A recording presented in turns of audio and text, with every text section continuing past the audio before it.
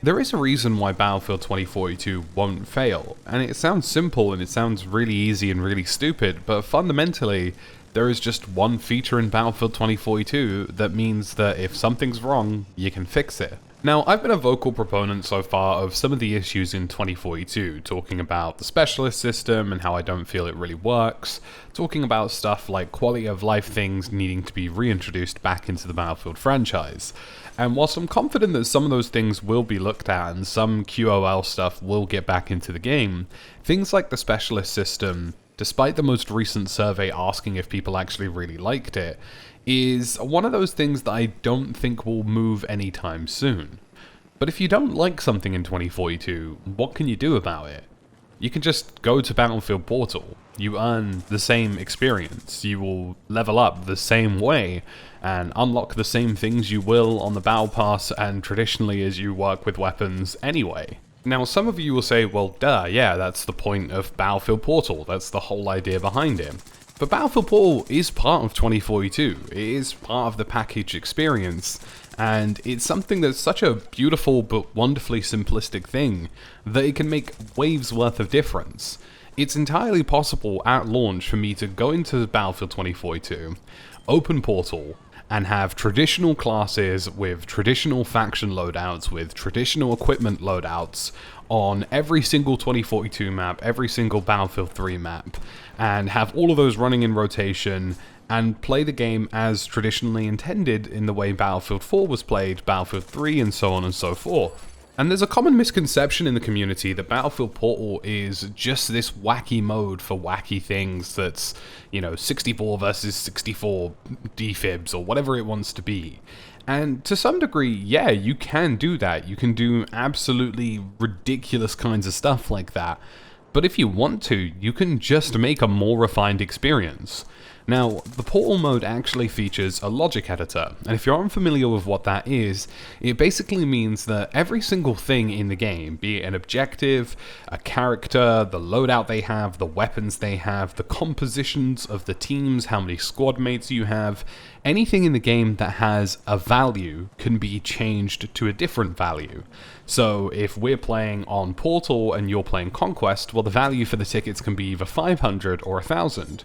Likewise, the value for the character you select can either be Assault, or it can be Engineer, or it can be Support, or it can be Recon. And quite literally all of those things can be changed and redefined based on what you want them to be. Whether it's the squad composition, whether it's the players that are playing in the game, it can all be done, which is why you've seen them advertise things like a VIP mode. A VIP mode pretty much hasn't existed in Battlefield generally speaking, but because you can change the objectives and how the squads and teams work, you can absolutely have a VIP mode. And with this logic editor being as extensive as it is, it effectively means that you can create universal experiences that are absolutely ridiculous, crazy, and stupid fun, but you can also create grounded experiences. There's no reason, for example, why you couldn't create a classic Battlefield 4 class setup server. That's absolutely possible. There would be no reason why you wouldn't be able to create a hardcore server with a limited amount of HUD, and perhaps some more bullet damage and a faster time to kill. That is possible. And it's entirely possible that you could continue to create lots of grounded experiences, hardcore modes, tactical modes, and whatever it is you want to do in the game. And these playlists are entirely free. This is part of 2042. If you want to run this server, and there are lots of people on Reddit who are like, man, I really don't like specialists, then all of those people can join that server because Battlefield Portal is cross-play as well. So you could have entire swaths of people effectively playing entirely different variants of 2042, or if you want, just go back to Battlefield 3, just use extensively and exclusively those remastered maps and weapons. And it's the same thing for Battlefield 1942. You could absolutely have exclusively a World War II experience with grounded weaponry, grounded factions, and if you wanted to, you could even go a step further. You could make it so that certain weapons are locked to certain people, and that certain classes and certain factions only had certain standardized weapons. If that's an experience you're looking for, and something that's a bit more historically grounded, methodically grounded, realistic, whatever it is that you might disagree with, then you can do that. That is entirely possible and available to you. And there's a tiny little screenshot of the actual builder that you can see through the official Battlefield Portal website. And here you can see a rule set, a condition set, an action if that rule has been reached or the conditions of that rule have been reached, various different condition models, primary weapon modules, variable modules, a true-false indicator, so you could say, I don't know, primary weapon is X, that is a true value, or is Y, that is a false value. You can disable certain things, you can add in-game events to some degree, as there is an event player module, there are subroutines. It's just a fully extensive list of things that you are capable of doing, and creating community experiences across every single map, be it 2042 maps, Battlefield 3 maps, or 1942 maps, which is a really great thing. So I guess we come to the conclusion of, if you don't like something in 2042, make it the way you want to make it.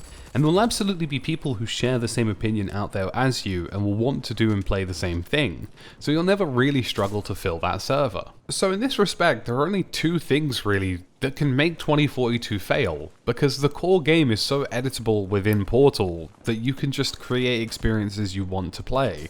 And with that comes arguably the most extensive Battlefield playground we'd ever seen. And you still unlock stuff, you still gain experience, and you still get to use some of your favorite weapons, maps, and modes in Battlefield, including Rush, for example, which is in Battlefield Portal. Hell, you can even create unique experiences, like having 80 players who have just AKs and standard infantry weaponry that isn't very good, versus 20 specialist operators with full equipment, fully decked out armor and material and whatever they want to have. Those are options available to you. And I guess at that point it comes a question of what can make 2042 fail? What can really tick this game off? The first one is obviously a really buggy launch.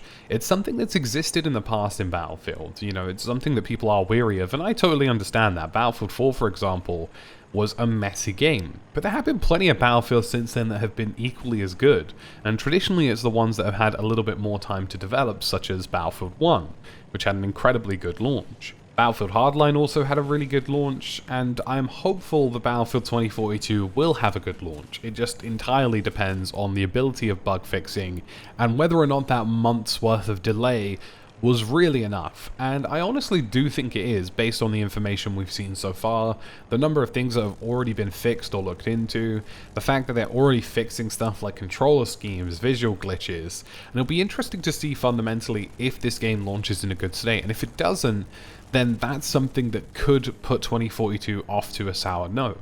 And the only other thing really is whether or not certain things get scaled back. Because my concern, generally speaking, and the concern that I do hold, is that something as extensive as Battlefield Portal is a complicated thing to do.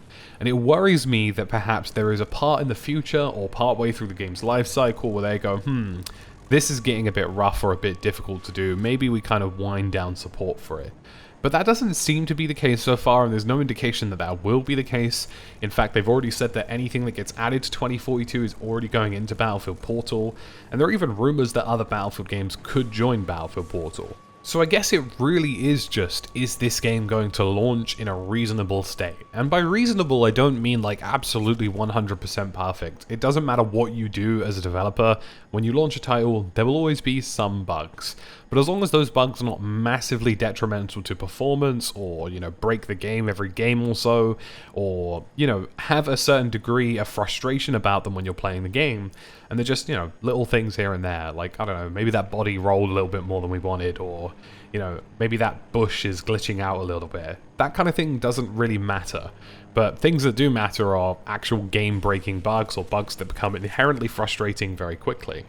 So we're going to have to wait and see, but fundamentally, I guess I kind of made this video because the more and more I thought about 2042 and the complaints that I had about it so far, I just sort of looked at Battlefield Portal and went, but if I really don't like it, I can just do that instead.